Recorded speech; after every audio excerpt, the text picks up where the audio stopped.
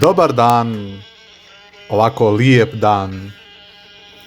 Danas ću snimak posvetiti imenu Milivoje, koje me je jedan od vas zamolio da snimim.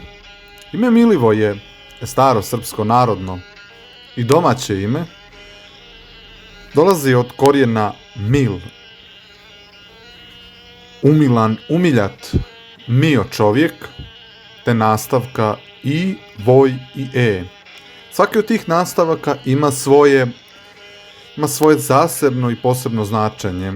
I je veselje, veseo, a voj je vojevanjem, znači vojevanjem, te nastavak e nekam.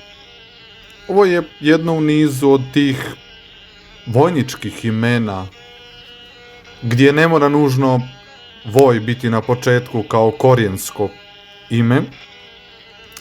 Ime bukvalno znači neka veselo i umilno vojujem. Je bukvalno značenje imena Milivojem. Hvala vam na slušanju. Do sljedećeg snimka. Zbogom!